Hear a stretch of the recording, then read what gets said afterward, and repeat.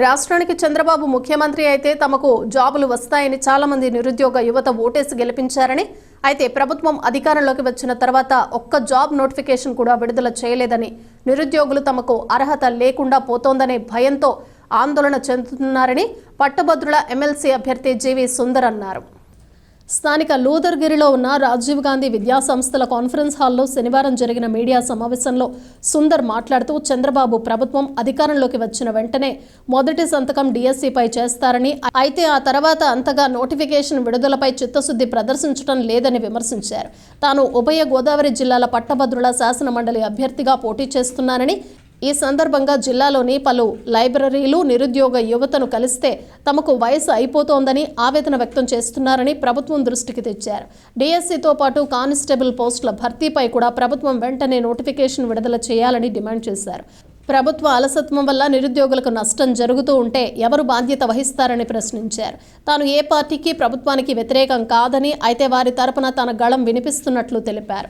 గంజాయిని అరికట్టడానికి ప్రయత్నం చేస్తున్నామని ప్రకటించిన ప్రభుత్వం ఎన్నికల ముందు విశాఖపట్నం పోర్టులో పట్టుబడిన 25,000 కోట్ల డ్రగ్స్ గురించి ఎందుకు మాట్లాడటం లేదని నిలదీశారు. 3,000 నిరుద్యోగ భృతి ఇస్తామని బడ్జెట్లో ₹1 కేటాయించలేదన్నారు. వైసీపీ ప్రభుత్వంలాగానే ప్రతీకారేచ్ఛతో టీడీపీ పాలన సాగిస్తోంది విమర్శించారు. డిసెంబర్ 9లోగా నిరుద్యోగ పట్టభద్రులందరూ తమ ఓటు ఖచ్చితంగా నమోదు చేసుకోవాలని కోరారు. నేను మీ G V Sundar, east west graduate MLC కాన్స్టిట్యున్సీకి గ్రాడ్యుయేట్ ఎమ్మెల్సీగా నిలబడడానికి మీ ముందుకు వచ్చాను. అయితే నేను కొంత రీసెర్చ్ చేశాను. అది మీ అందరికీ కూడా ఆ రీసెర్చ్ మీ అందరికీ కూడా ఒకసారి షేర్ చేసుకుందామని మీ ముందుకు వచ్చాను.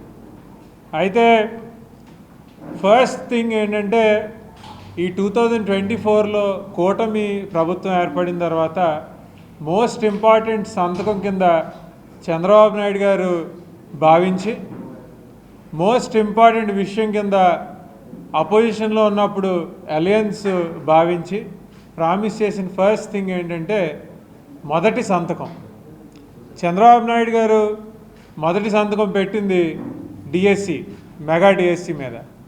మరి మెగా డిఎస్సి మీద ఆయన సంతకం పెట్టడం వరకే పరిమితం అయ్యారు తప్పితే ఇప్పుడు వరకు కూడా దానికి నోటిఫికేషన్ కానీ ఏమీ ఇవ్వలేదు. సో ఆ నోటిఫికేషన్ ఎంత గమ్మును వీలైతే అంత గమ్మును ఇమ్మని ఈ ప్రెస్ మీట్ ద్వారా ఆయన డిమాండ్ చేస్తున్నాను. లైబ్రరీస్ దగ్గరికి, నిరుద్యోగుల దగ్గరికి తిరుగుతూ ఉంటుంటే వాళ్ళు ఒకటే అడుగుతున్నారు. 2018లో ఒక నోటిఫికేషన్ వచ్చింది, దానికి ఒక ఏజ్ ఎలిజిబిలిటీ క్రైటీరియా ఉంది.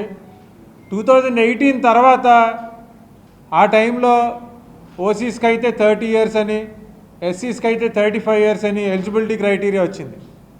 మరి ఇప్పుడు మళ్ళా ఇప్పుడు వరకు కూడా నోటిఫికేషన్ ఇవ్వలేదు. మరి అప్పుడు మేము పేపర్కి ₹750 చొప్పున మేము ఫీజు కట్టున్నాం.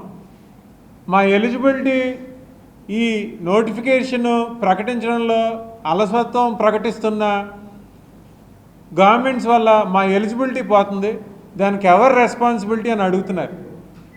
స్టూడెంట్స్ దగ్గర గవర్నమెంట్స్ ఫీజు తీసుకుంటున్నాయి. మరి ఈ అలసత్వం వల్ల ఎలిజిబిలిటీ క్రైటీరియా పోగొట్టుకుంటున్న స్టూడెంట్స్కి ఎవరు రెస్పాన్సిబిలిటీ అని నేను అడుగుతున్నాను. మీరు వ్యవస్థలు క్రియేట్ చేసి ఎడ్యుకేషన్ ఇన్ఫ్రాస్ట్రక్చర్ని సరిగ్గా డెవలప్ చేస్తే, ఎందుకంటే ఇక్కడి నుంచి మెజారిటీ అంటే ఇండియా నుంచి అమెరికా వెళ్ళిపోతున్న విద్యార్థుల్లో మెజారిటీ ఆఫ్ ద విద్యార్థులు తెలుగు వాళ్ళు ఉన్నారని చెప్పడానికి మీరు గర్వపడకూడదు సార్, మీరు సిగ్గుపడాలి. మీరు proper amenities, proper educational institutes ఇక్కడ క్రియేట్ చేస్తుంటే ఇక్కడి నుంచి విద్యార్థులు బయటకు వెళ్ళరు. సో మనం ఇది గర్వపడే విషయం కాదని చాలా హంబుల్గా ఈరోజు చంద్రబాబు నాయుడు గారికి చెప్పదలుచుకున్నాను.